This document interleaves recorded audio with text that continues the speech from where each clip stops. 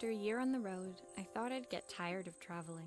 The endless clatter of railways, highways, and everything in between. But as my train pulled into the station at Bellariva, I felt every bit as excited as the first day of my journey. A whole year. It felt like a lifetime. The places I'd seen, the people I'd met, of course, the forgotten treasures I'd given a new lease of life along the way. I'm a restorer by trade. Bringing our most beloved possessions back to life is what I love to do. I'd been traveling for months, working my way from one town to the next, fixing everything from family heirlooms to VCRs. Bellariva was my chance to take a break. Unfortunately, that would have to wait until after I'd unpacked.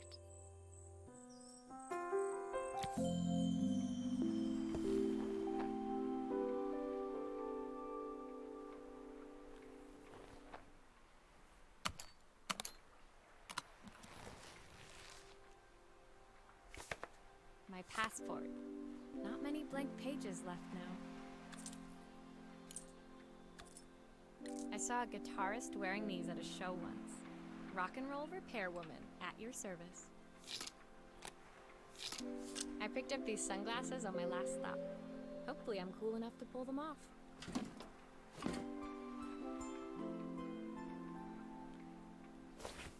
My favorite overalls. These will never go out of style.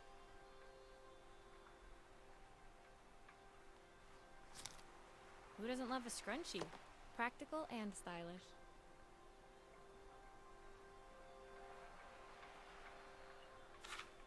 My parents took this after I made my first repair.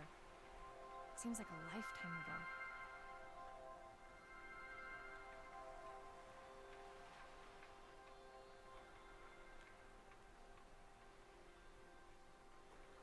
ago. Looking forward to taking more close-ups of my fingers with this.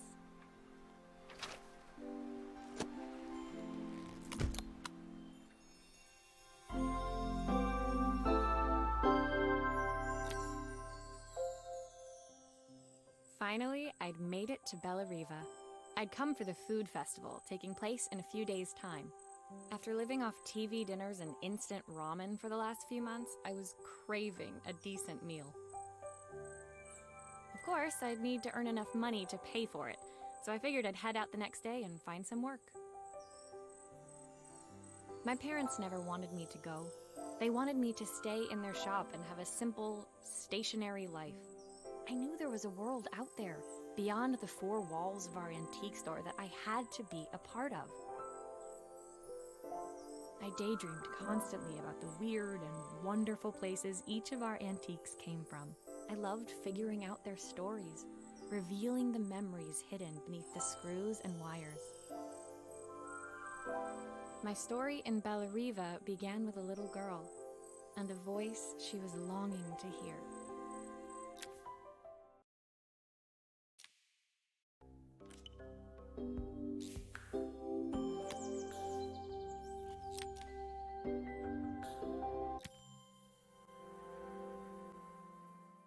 It was my first morning in Bellariva, and I couldn't wait to leave my hotel and explore. It was a quiet town, its streets and alleyways basking peacefully in the hot morning sun. In the main square, meanwhile, preparations were underway for the festival in a few days' time. As I handed out my flyers, I wondered what the people of Bellariva would need me to fix. So far, everything here seemed perfect. I was starting to worry I'd made a mistake when I felt someone tapping me on the back. Hi, I'm Izzy. Do you know how to fix things? It was a little girl, maybe 7 years old, who must have gotten hold of one of my flyers. She rummaged around in her backpack until she hauled out a battered red cassette deck. My tape is broken and I can't make it work anymore. I tried to fix it myself, but there's this metal thing in the way. Can you try?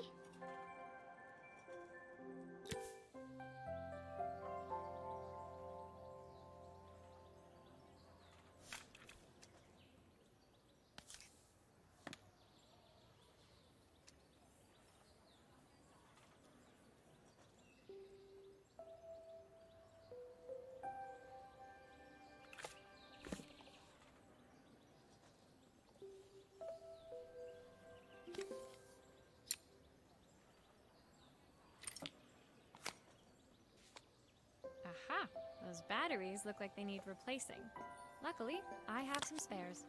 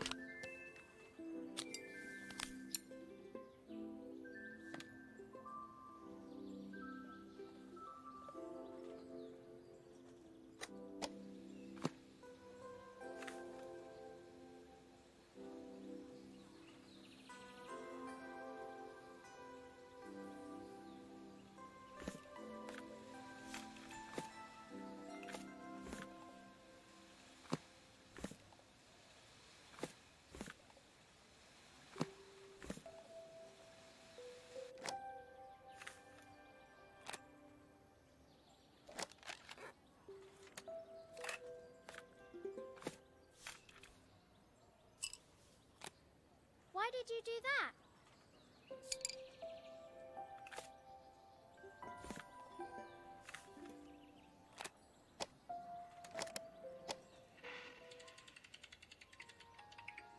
Will you dream a dream for me?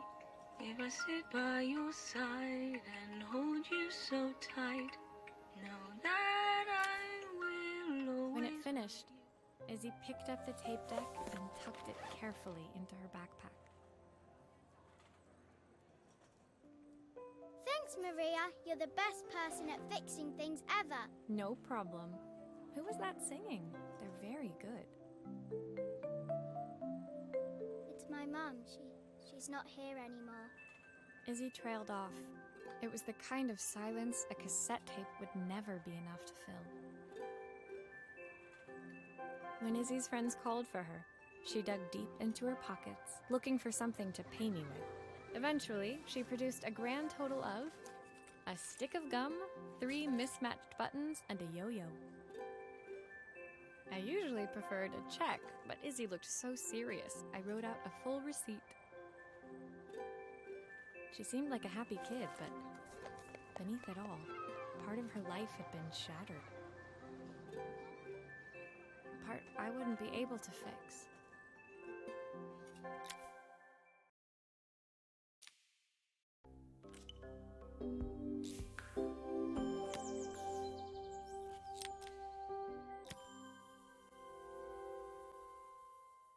My first repair complete, I spent the rest of the day doing small jobs in and around the square.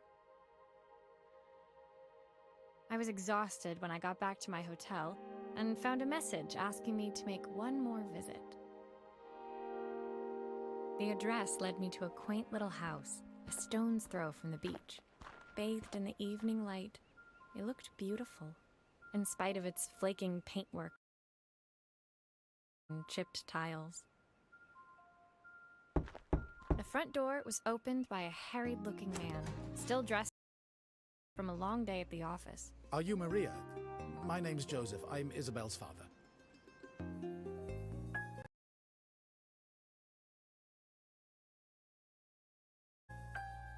I'm so sorry she bothered you this morning. Please, come in. I'd like to settle up properly. On the mantelpiece, I saw the remains of a broken statue. Without thinking, I picked up a fragment. Ah, my father's statue. What's left of it, at least. Yet another way I'd have disappointed him. It survived 100 years in this family. But 5 minutes with Isabel and... Do you think you can salvage it?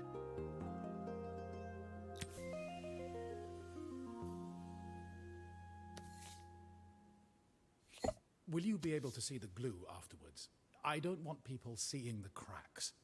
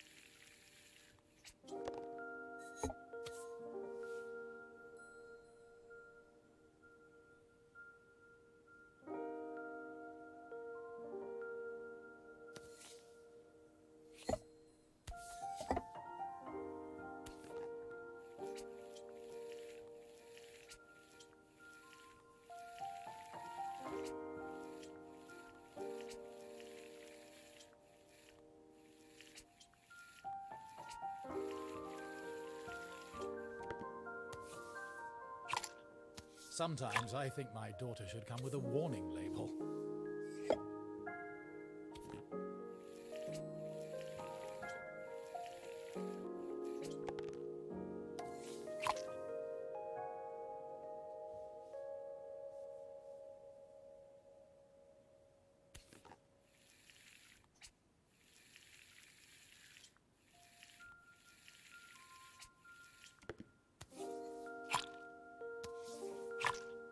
Is this glue really strong enough to hold everything together?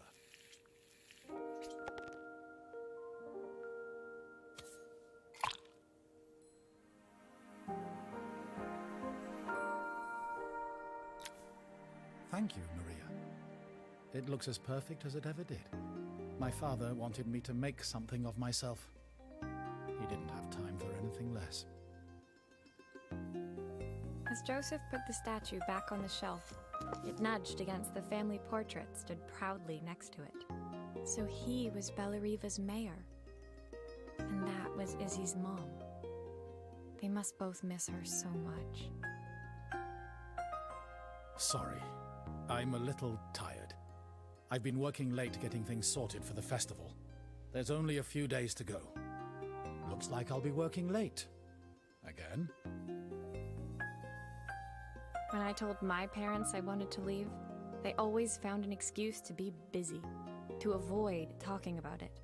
I guess keeping themselves occupied was their way of pretending it wasn't happening. Joseph's work must have been taking up so much of his time. But maybe that was what he wanted. I just hoped he was finding enough time for Izzy, too.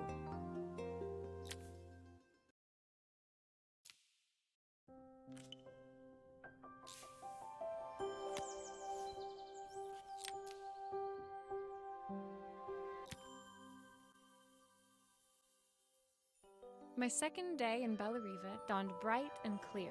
Another beautiful sunny morning.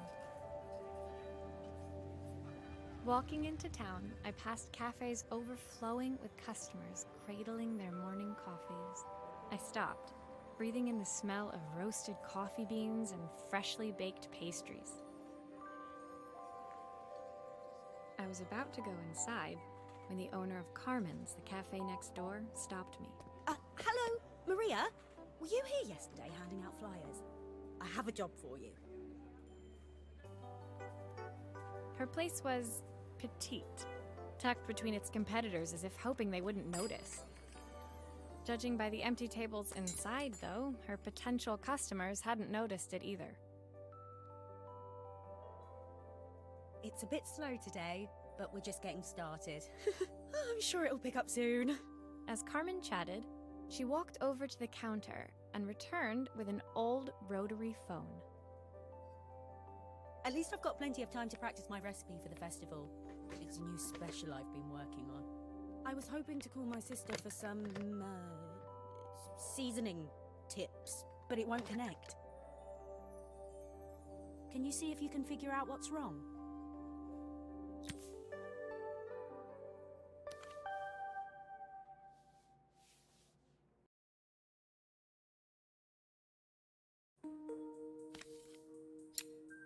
Obviously, we'd normally be much busier than this.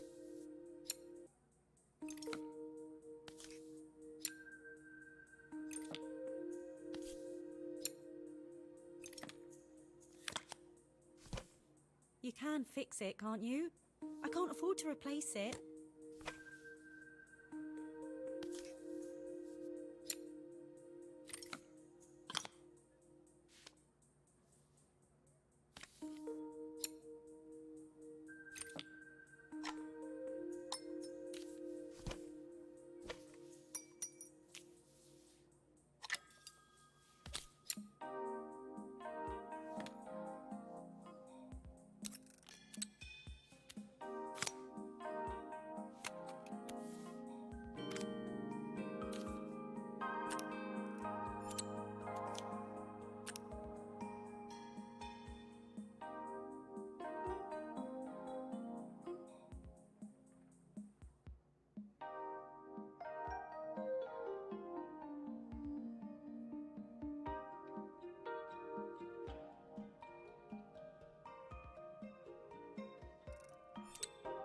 Looks like this new circuit board is all hooked up.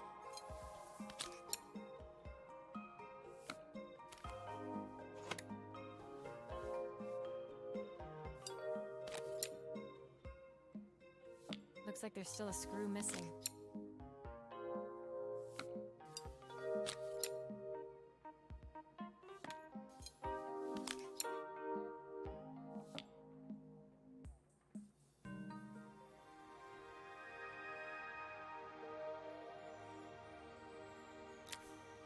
When I handed the phone back to Carmen, she seemed almost reluctant to take it from me.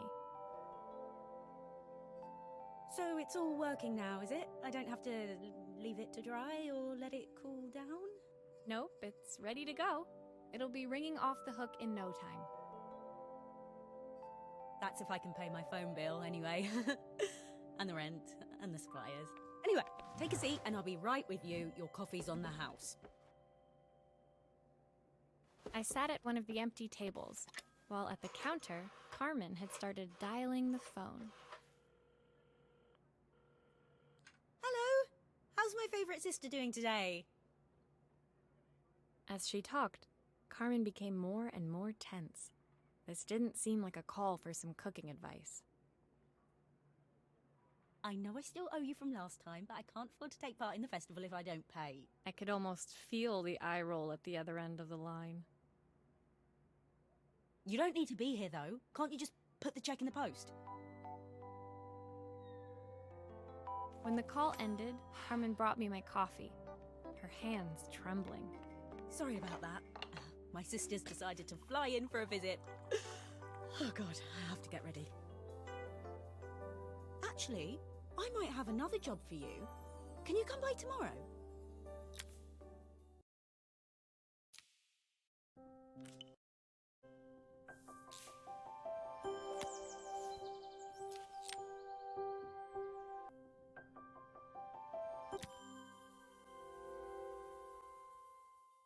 The next day, I'd promised Carmen I'd return to help her get the cafe ready for her sister's arrival. I was about to set out when I received an unexpected call from my hotel's reception desk. Apparently, another guest had asked for me by name.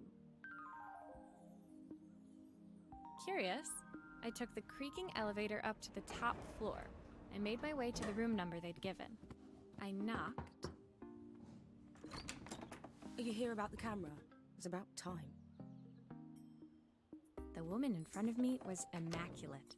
Not a hair out of place or a crease to be seen. My sister tells me you know how to fix things.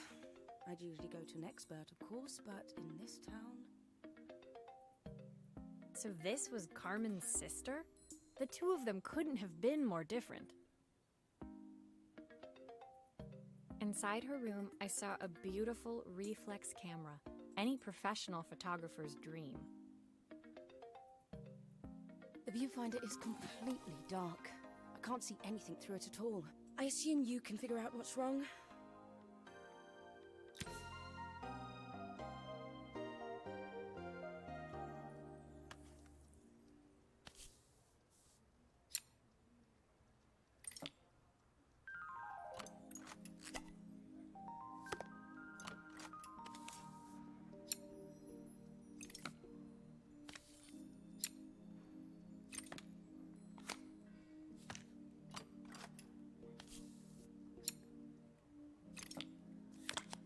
I don't suppose you've fixed anything this valuable before.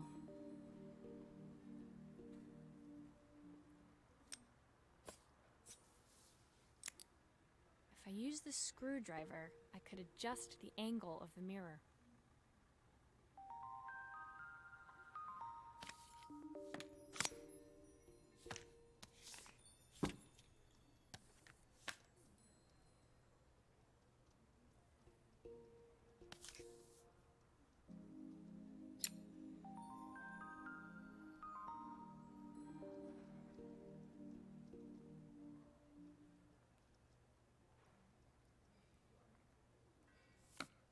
Perfect.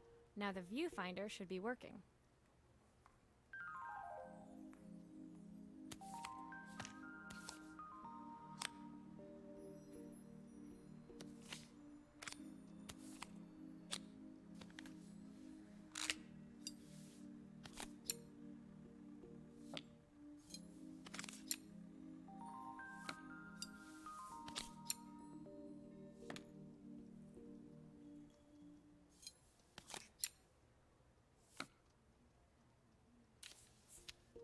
There's still a part I need to attach. Where does it go?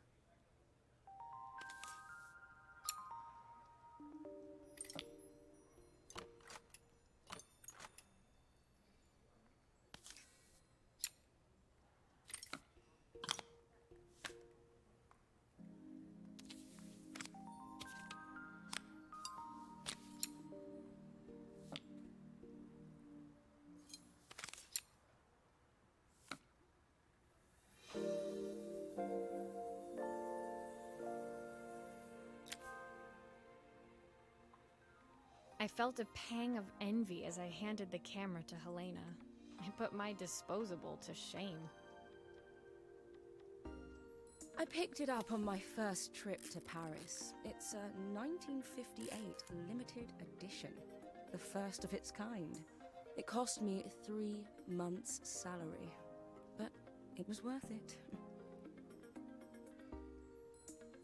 I had no idea what 3 months' salary meant to Helena, but I was pretty sure it was more than I could afford. It was strange, really, that we were even staying in the same hotel.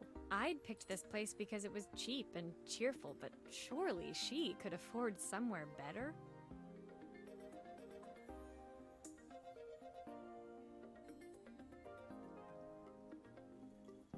She took some test shots, fiddling with the camera settings until she was absolutely satisfied. This work is immaculate. At least there's one person in this town who knows what they're doing.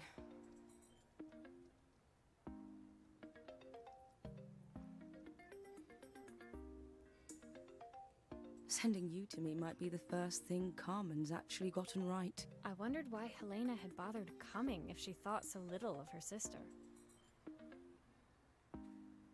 I hear nothing from her for weeks, and then when she finally does call me, all she wants is money. If she thinks I'm lending her another penny, she'll have to convince me it's not a total waste of time. That didn't sound good. If Hurricane Helena was about to hit, I hoped Carmen was ready.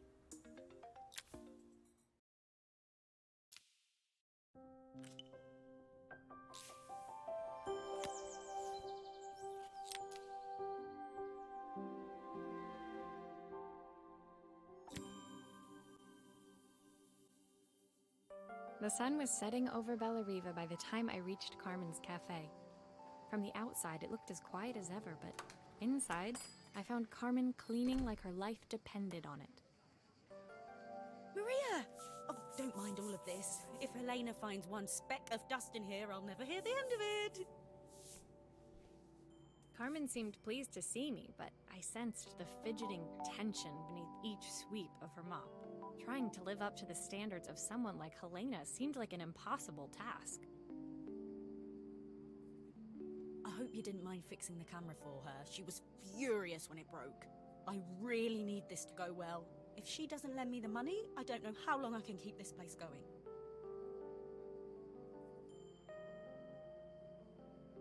Carmen led me to a back room, where she'd laid out the components of what looked like a neon sign. I had this made when I first opened the cafe, but I'm hopeless with electronics. So there was supposed to be a sign outside. This might explain the lack of customers. I'd like to put it up before Helena gets here. Can you give it a try?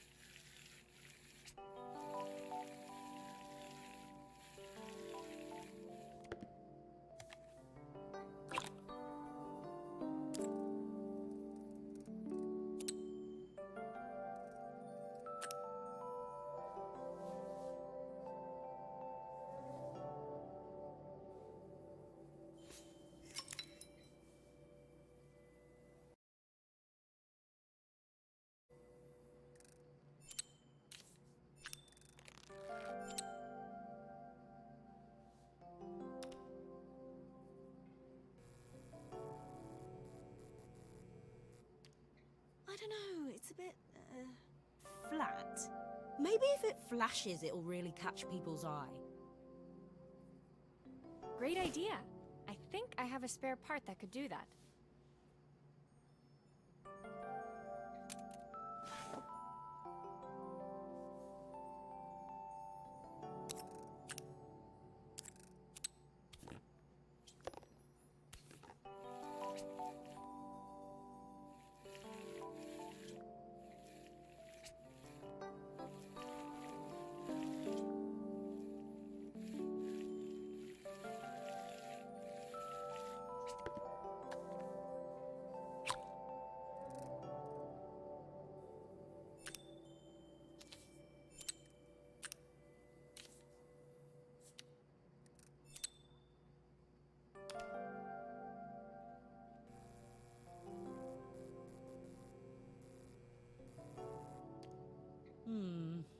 It still needs something else.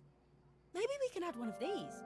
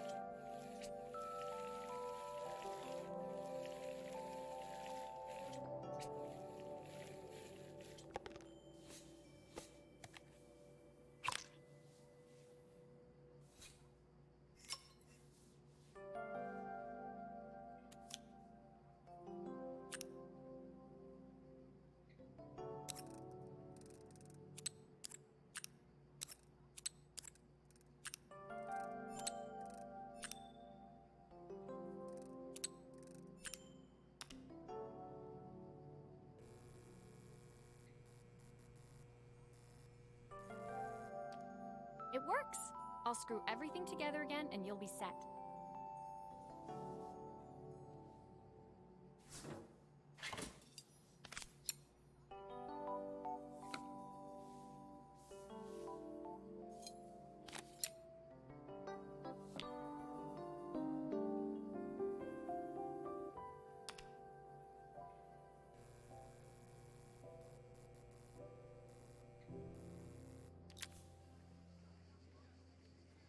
The sign fixed, we headed outside and mounted it carefully over the cafe door. Oh, that's perfect, Maria. It looks just how I imagined it. When I had this sign made, it all seemed so simple. Oh, I can't believe I might have to give it all up. I hope I've done enough. The smile froze on her face as she spotted something over my shoulder. I turned to see. Of course, my sister owns the only cafe in this entire town that isn't actually open. For better or worse, Helena had arrived.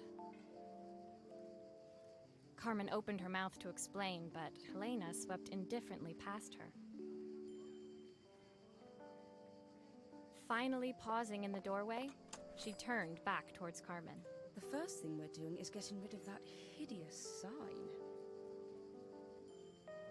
And with that, she disappeared inside. I hoped Carmen's chances of saving the cafe hadn't disappeared with her.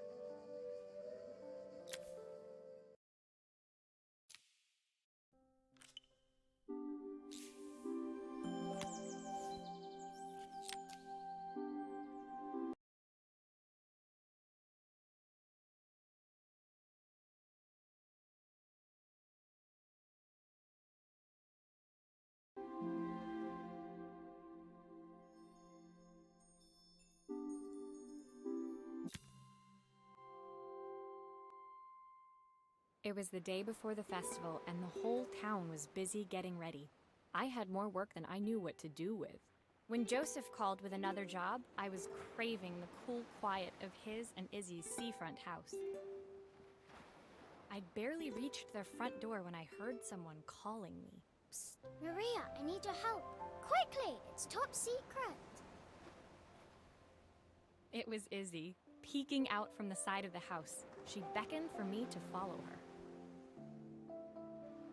She led me through to a beautiful, unruly garden overflowing with flowers of every color.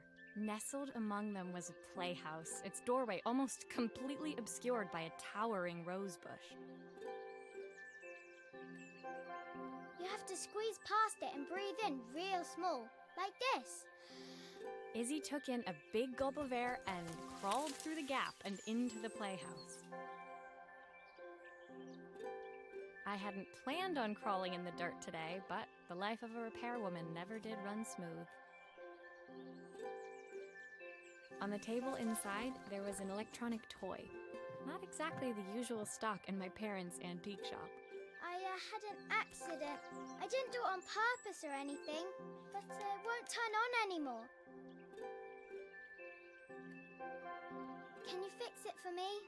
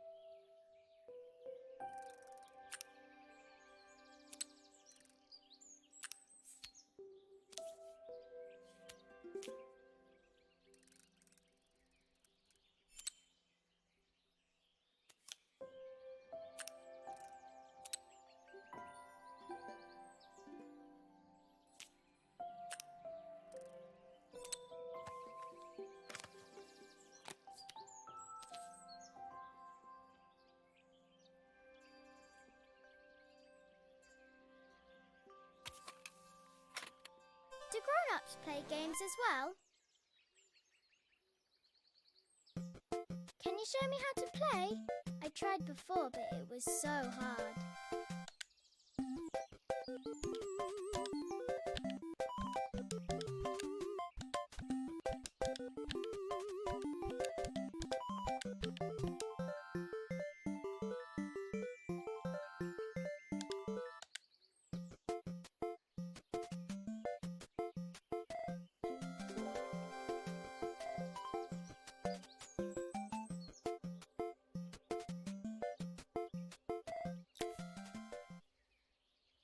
Her toy fixed, I watched Izzy retreat into its screen, taking refuge in a 3-inch world of her own.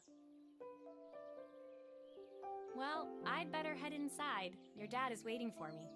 Please don't tell him about the game. He'll think I broke it on purpose. Why would he think that? Because, well, I kind of dropped it really hard at the wall. Izzy looked down, scuffing her shoes on the worn floor of the playhouse. My dad said I have to go to this stupid festival tomorrow and put on a stupid dress, and I don't want to. All he cares about is working. He never wants to see me unless it's for his job. I'm not going. He can't make me. With that, Izzy dove back through the rosebush and disappeared into the wilds of the garden. She was so young. She couldn't be expected to see that her dad was struggling too. It made me think, had I really tried hard enough to understand my parents' point of view? I was so focused on the adventures ahead of me, maybe I didn't care enough about leaving them behind.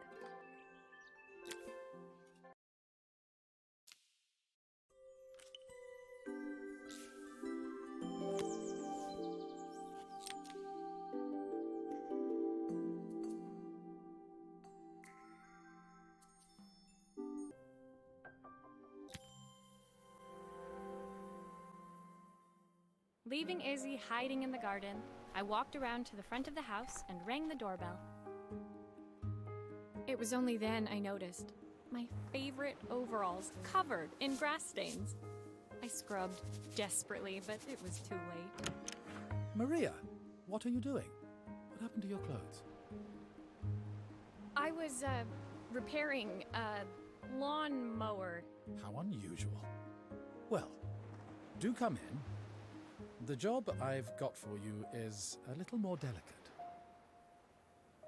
Totally embarrassed, I walked into an orderly room filled with papers and ledgers. So this was his office.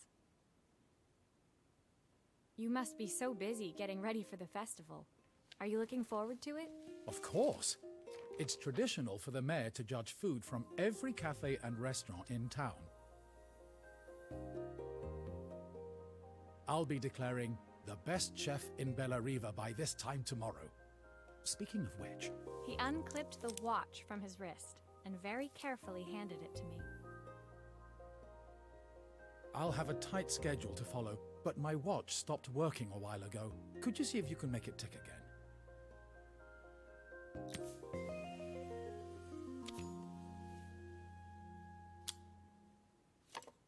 Are you sure it will all fit back together?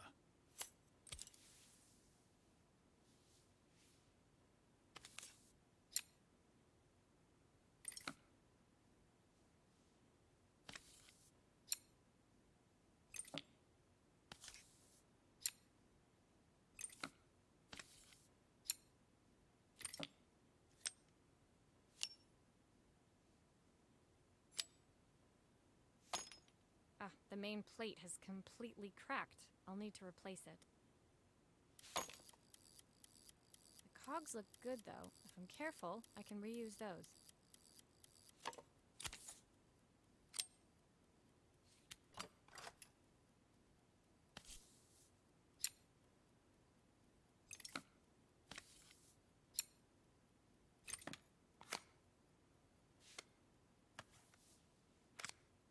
I've not gone a day without this watch since my wife gave it to me.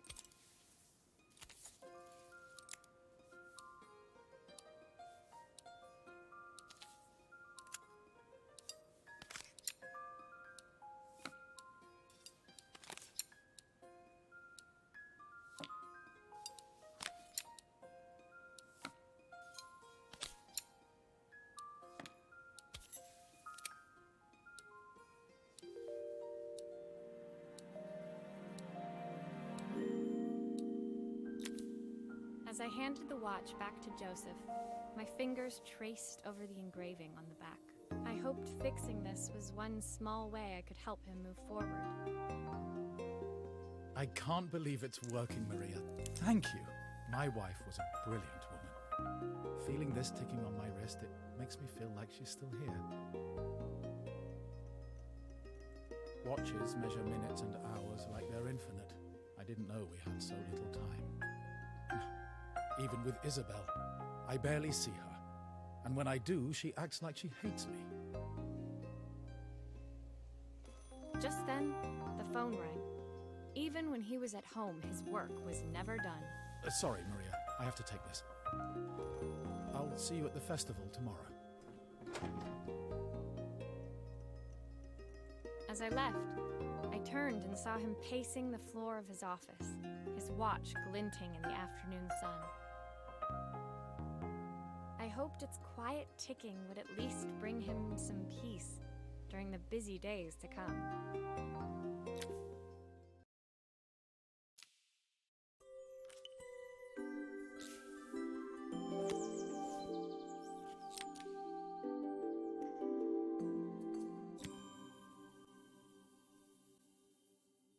When my last job of the day brought me to Carmen's apartment, the door was opened by someone I didn't expect to see, Helena. Sorry for inflicting this mess on you. Carmen's never seen a knick-knack she doesn't want to buy, apparently. Carmen's apartment was a little chaotic, but totally charming. It was easy to imagine her living in a place like this. It definitely wasn't Helena's style. She seemed more upmarket than flea market. I wondered why she was even here. We're having a clear out, or at least I am. Carmen's not helping, as usual. There's a market at the festival tomorrow. I'm selling some of these things to make her some money. She says she has nothing when there's all this stuff right under her nose. Helena stepped delicately past the items on the floor and reached down to pick up one from the pile. Look at this slide projector. Our parents treasured it, but Carmen treats it like a piece of junk. Can you take a look?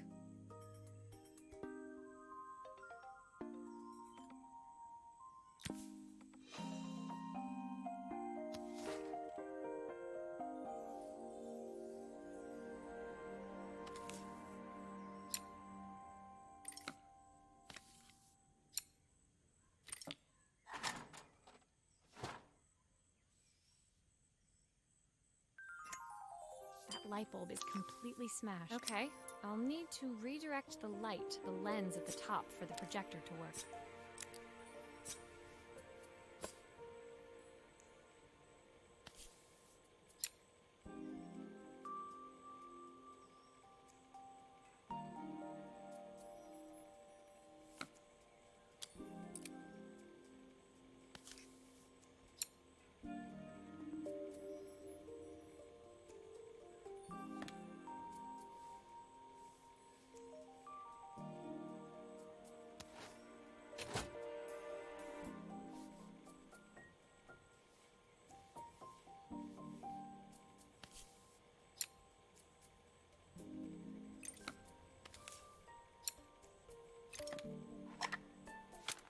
Oh, typical. Carmen's even managed to get a slide stuck in here.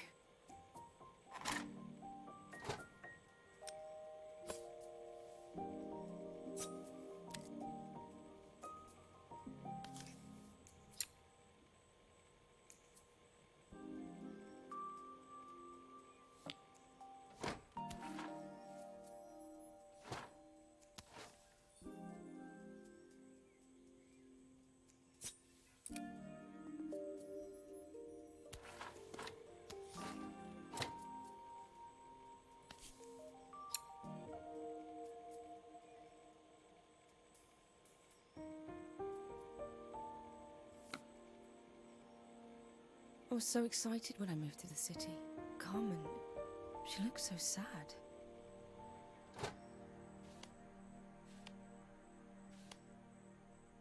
Here's the clicker you'll need to attach.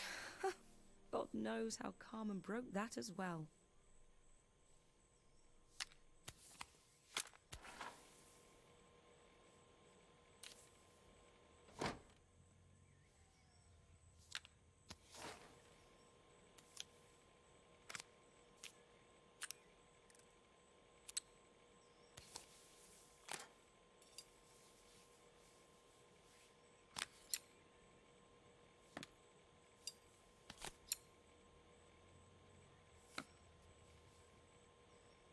Looks like there's still a screw missing.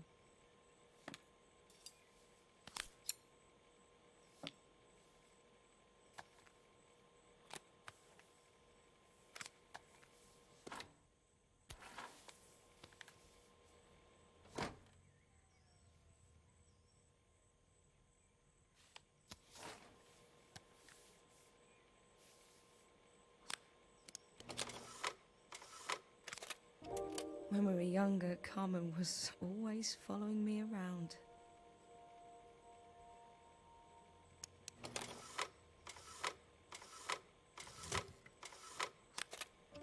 I suppose she looked up to me. A cool older sister.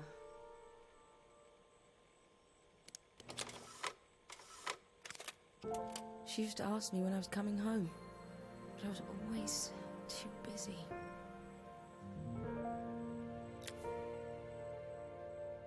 Helena was transfixed, staring at the two young sisters the projector had brought glaringly into focus. I never meant to let her down. But you haven't, have you? You came all this way just to help with the cafe. Plus the money. That's the problem. There is no money. I lost my job a few months ago. My savings are almost gone. I have nothing. Carmen thinks I'll throw my checkbook at her bad decisions and make them okay. But I can't. Not this time. You know, the funny thing is, I came here wanting to tell her the truth. But she's so infuriating. How can I ask her for help when all she cares about is herself? Helena fell silent, shrinking under the gaze of her younger self, projected onto the wall. We drifted so far apart when I moved away. It felt like the only thing keeping us together was my bank balance. I know I have to tell her the truth. It isn't fair. But I already lost everything else. What if I lose her too?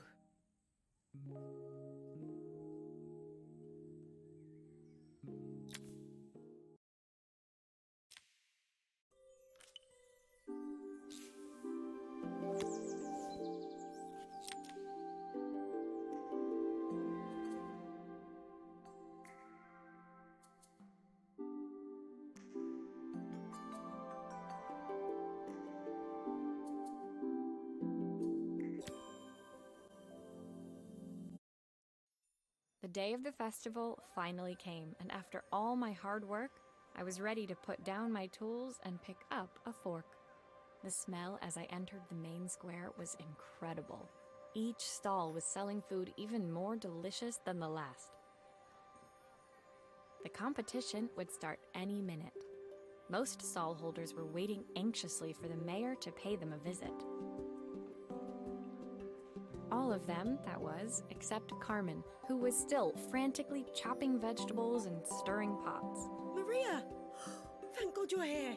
Can I ask you the world's biggest favour? Helena was supposed to help me run the stall today, but she never turned up.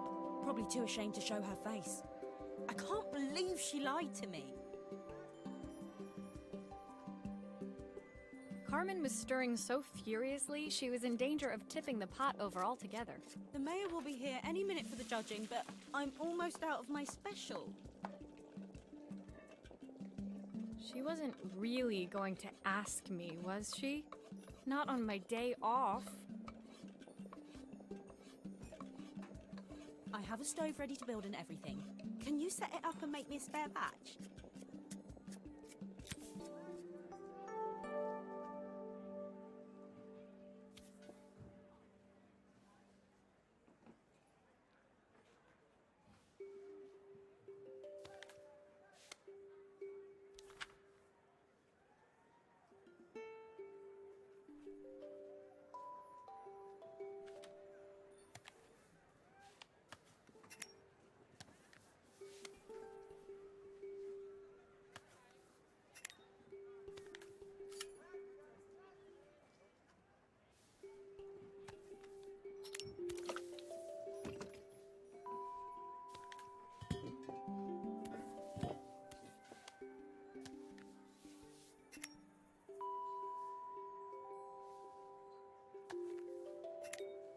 It all fits. Now to light the gas.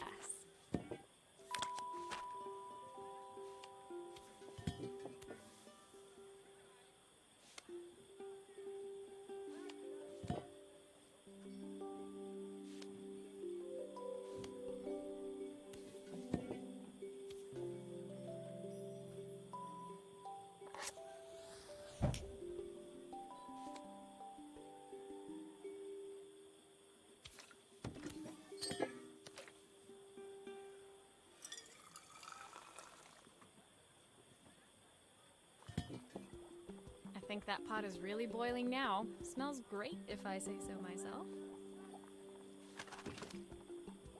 Here are the ingredients that Carmen's given me. What to add first?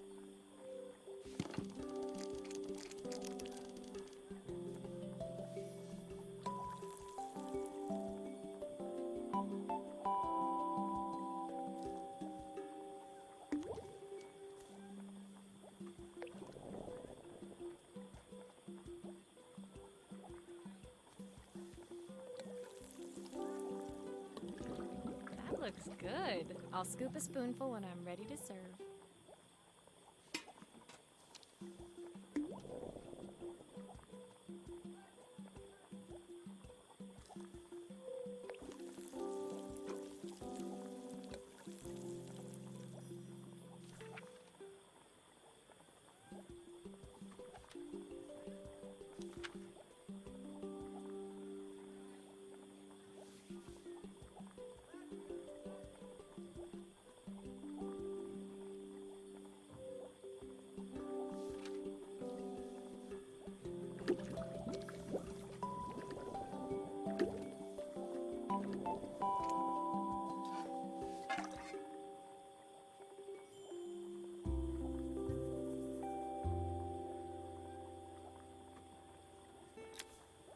My part done, Carmen took over and added the finishing touches. It was just in time, and a moment later, Joseph arrived with Izzy in tow. Carmen anxiously handed them both a serving. That was so tasty. Can I have some more, please? Well, you've certainly earned yourself a loyal customer in my daughter. We have a few more meals to taste, but so far you are one of the best. Good luck. Joseph and Izzy looked so happy together. Maybe the festival was doing them some good after all.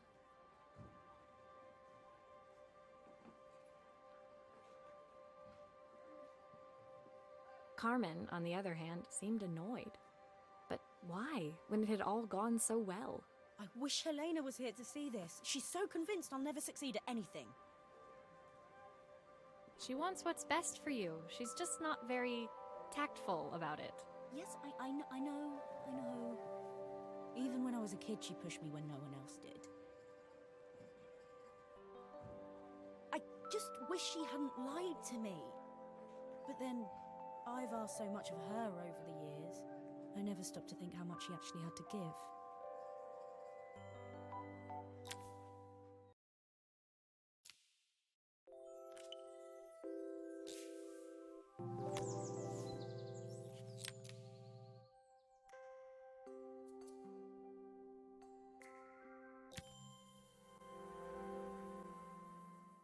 The festival finished. I only had one day left before I had to catch my train and leave Bella Riva behind.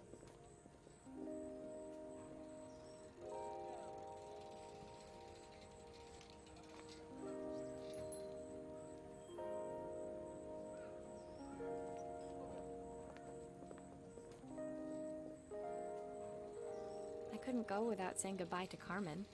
So, that evening, I made my way to the cafe. It was unrecognizable. She'd done it. Best food in Bella Riva. Half the town was outside waiting to see what the fuss was about. Maria! My favorite sous chef. Come on through. It was Carmen, acting every inch the successful cafe owner she deserved to be. Even Helena was there, serving the coffees. This was the last place I expected to see her after yesterday's drama. Carmen led me through to a balcony upstairs, where she brought out an old record player. I found out where Helena was on the day of the festival. She was selling her camera to clear the cafe's debts. But then she didn't have much left for herself. So, I've asked her to come and stay with me for a while. We have a lot of catching up to do. I wanted to give her this, to cheer her up. We listened to it all the time when we were kids.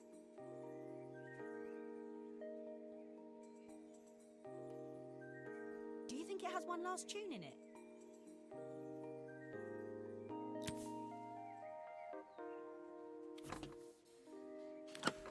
Okay, let's see what happens when we turn this on. Here's the problem. This wiring isn't connected properly.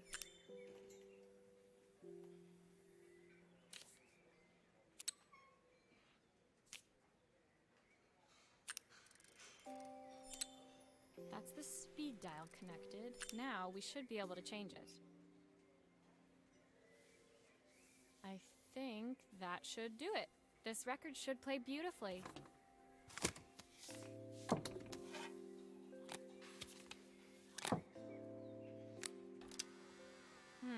It's spinning the wrong way. How can I get it to play in the right direction? It must be to do with the motor. Let's see if one of these spares can turn things around.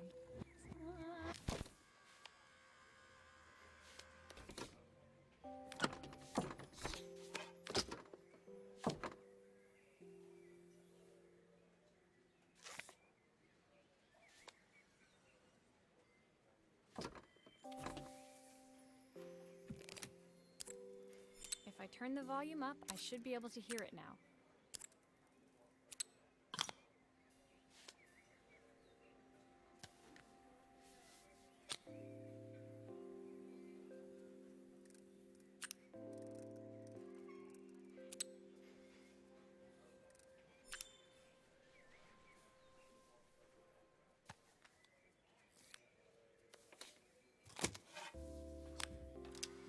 This motor doesn't seem to work. Maybe I'll have better luck with a different one.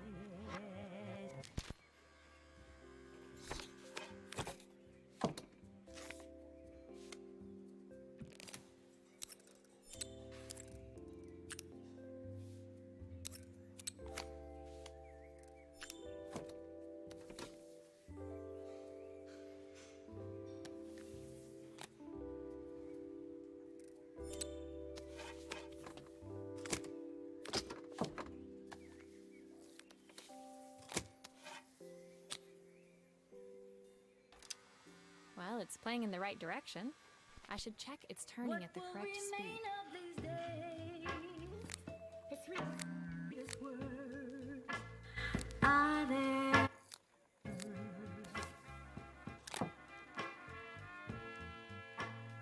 What will remain of the smiles, the ones that stole my heart that day? The record player's crackling tune must have caught Helena's ear, as she appeared a few moments later. Is that my old record player? I can't believe you've kept it all these years, Carmen. Where did you go? Leaning over the music, they looked just like the young sisters the slide projector had preserved all these years, inseparable once again. To win or to lose on the lonesome path. Carmen told me about your camera. That was a really generous thing to do. I loved that camera, but I love my sister more. Now it's her time to be the person she wants to be. I'm going to stay here with her for a while. Make up for lost time.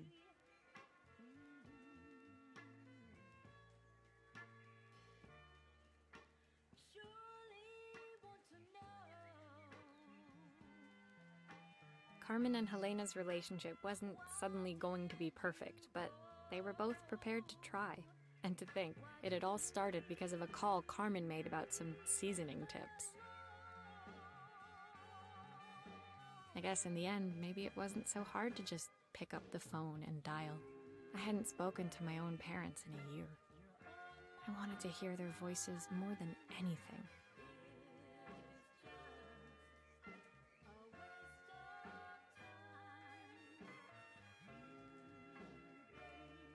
But the silence between us was so cavernous. I didn't know how I'd ever find the words to bridge it.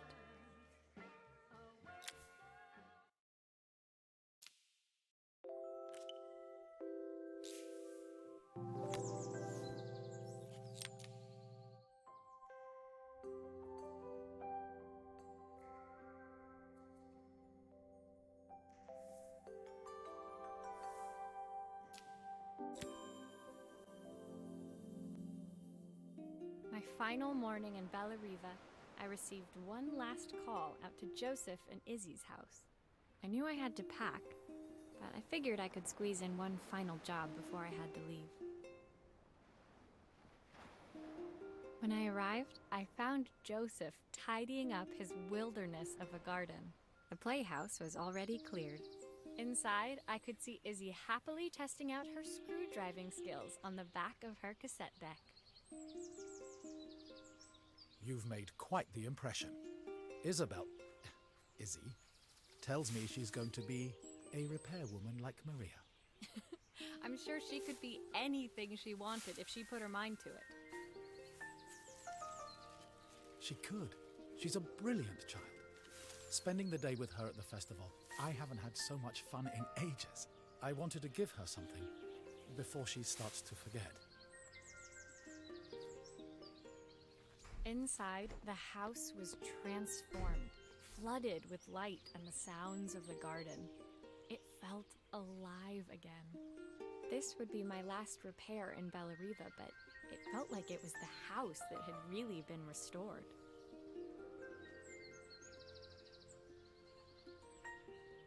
It's a music box. It used to play beautifully, but now when I wind it up, nothing happens. I'd love for Izzy to hear it sing again. Can you help?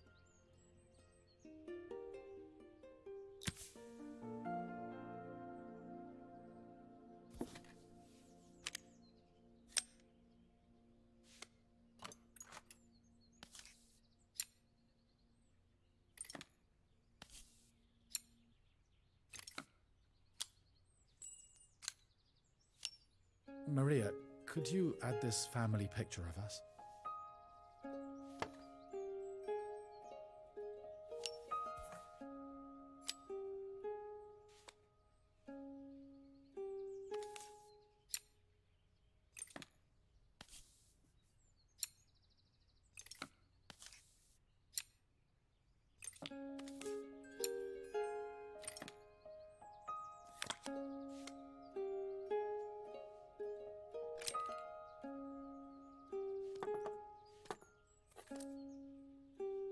This mechanism is completely broken.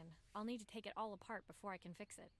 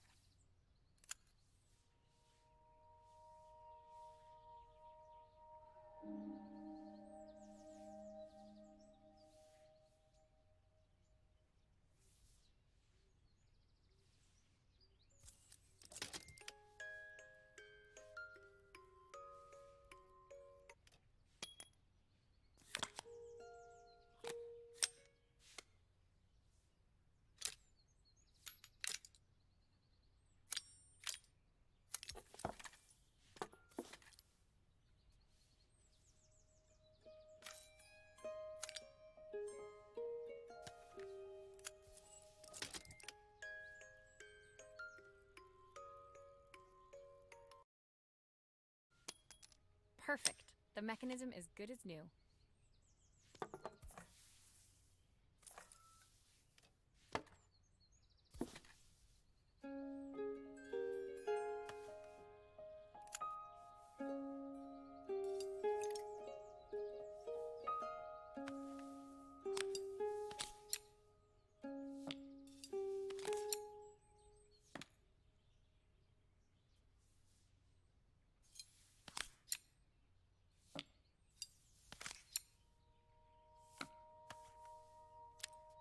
I think that's everything back together again. I should play it to make sure.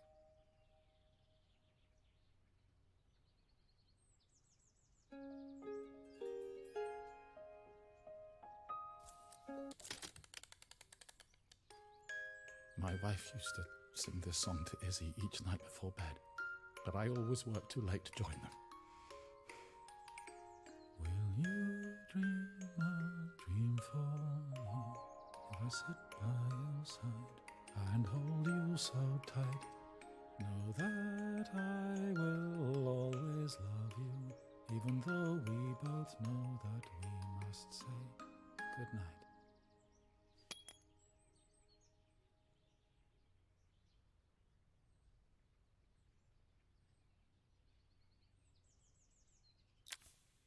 I've missed so much already. I want to be the father my wife wanted me to be. I've ended up so much like my own father, working all the time. Izzy needs me more than that, especially now it's just the two of us. My daughter comes first. Well, until she gets bored of her stuffy old dad anyway. I'll never ever get bored of you, Dad. Izzy came running into the room where Joseph scooped her up and onto his shoulders. She gazed at the music box, her eyes shining. I'd never seen her look so happy. Thank you, Maria, for everything. The things you fixed for me. I'm so glad to have them back. Joseph was a good father, and I could tell he was determined to be an even better one. When it came down to it, that was all any of us wanted. A second chance to make something right. My time in Bellariva was almost over, but before I left, I knew there was something of my own I needed to fix.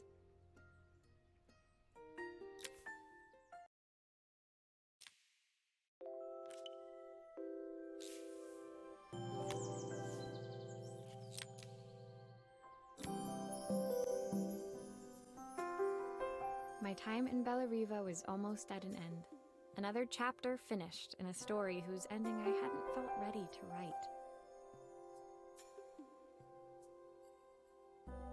The people I'd met, the items I'd restored, they'd taught me so much about what was really important. Pulling out my suitcase from beneath the bed, I remembered the day I stole it from my parents' shop, the day I left. Afterwards, I was too ashamed to call them, to apologize. It was a guilt I'd been carrying around every day since.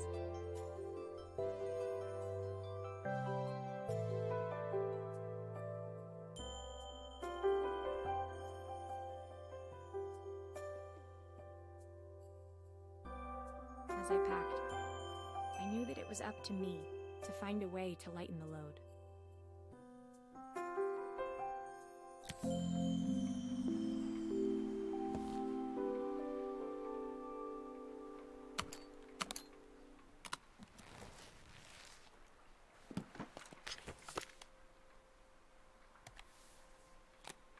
The soundtrack to my travels. I'll be listening to this on the journey.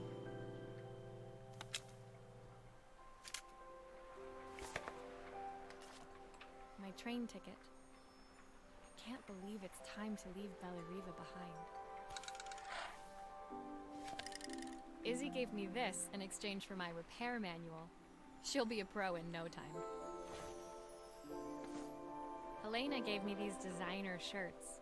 Not sure I'll pull them off as well as she does. Joseph's idea of light reading for the train. It does look thorough. My parents would love Bellariva. Maybe I can convince them to make the trip. The recipe for Carmen's special. I'm under strict instructions to guard it with my life.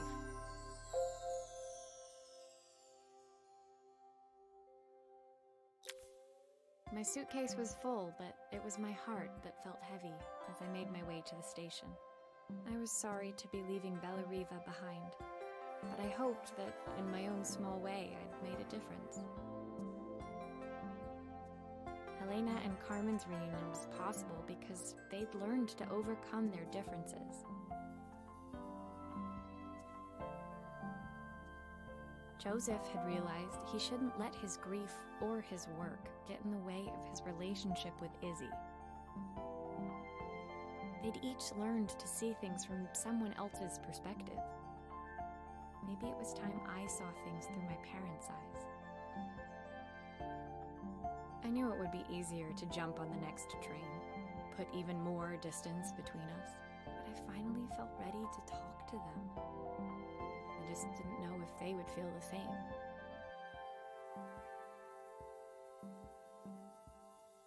Did I even remember their number?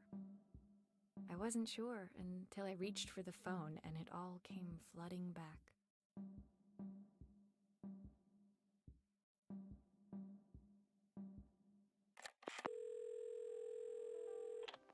Mom? Dad? Maria? Is that you?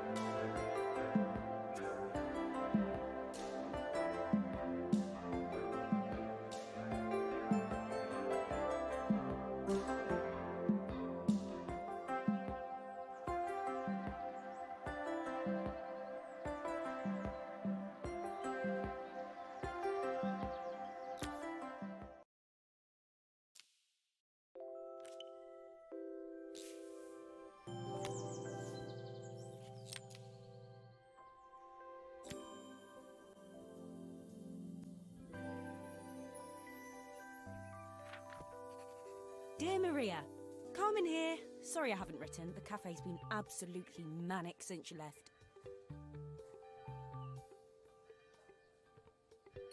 Luckily, I have Helena here to help. You wouldn't recognise her. She's like a new woman. She's always running round, taking orders and making drinks. I even heard her compliment a customer on their outfit.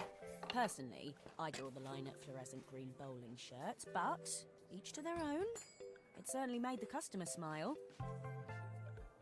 She misses the city, though. Bellariva's many things, but it's definitely not as chic as she'd like. She said there was a coffee shop near her old apartment where they made coffee with a shape drawn on top. It got me thinking, I'm an award-winning chef. I can figure out how to put a leaf on a cappuccino. A bit of cosmopolitan coffee might be just what Helena needs. Of course, ordering a new coffee machine was the easy part. I wish you could have seen the mess I got into trying to put the thing together.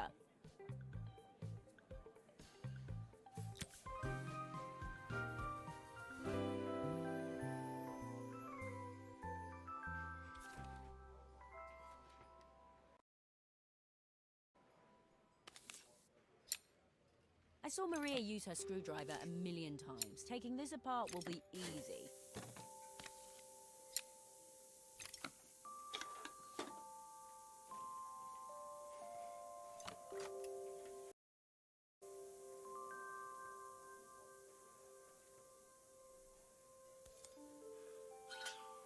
Oh, I wish Maria was here. She'd know how to put these pipes together.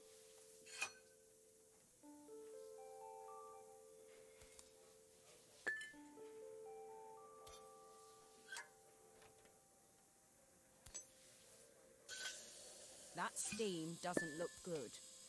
There must be something wrong with the pipes.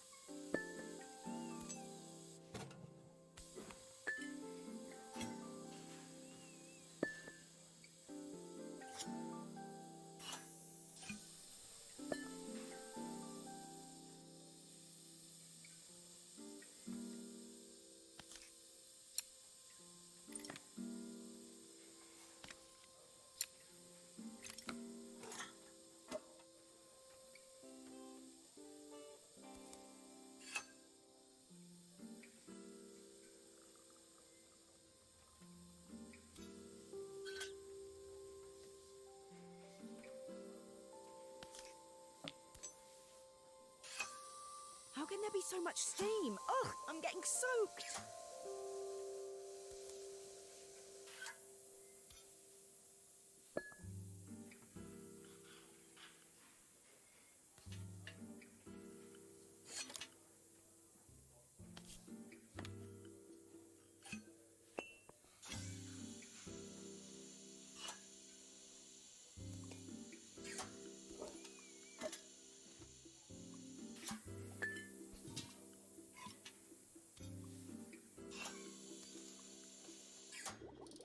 Finally, no more steam.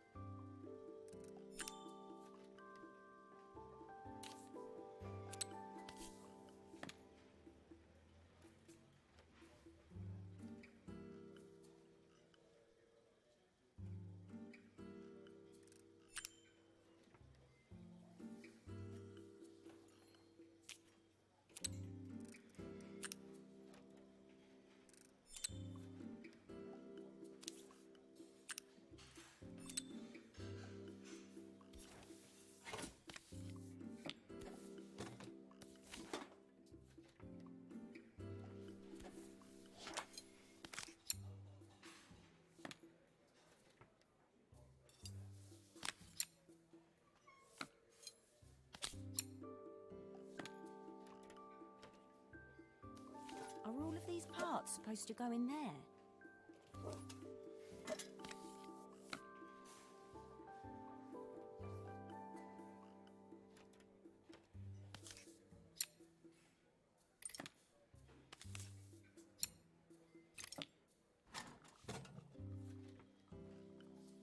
These pipes look pretty simple.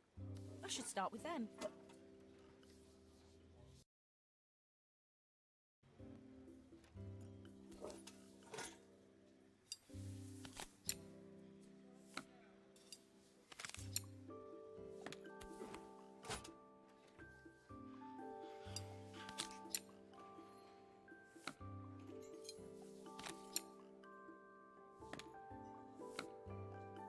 I think that's everything.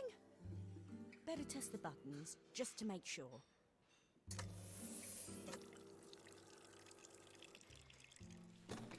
All done. Piece of cake. Time to make my first coffee, I think.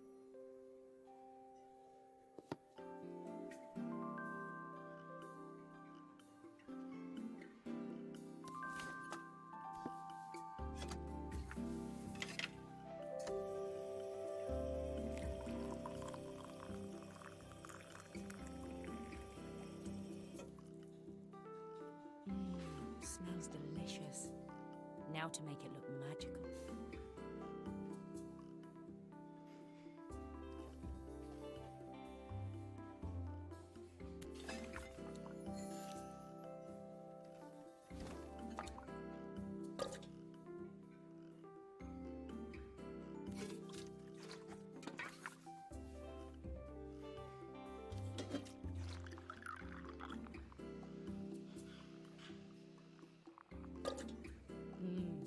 Perfect coffee. All it needs is a saucer and a couple of Helena's favourite biscuits.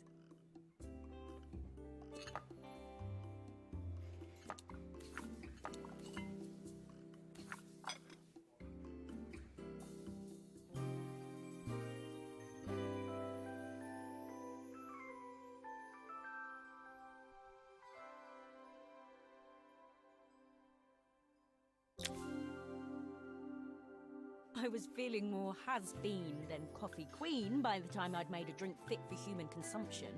It looked a bit, postmodern, but knowing Helena's refined tastes, I hope she'd think it was intentional.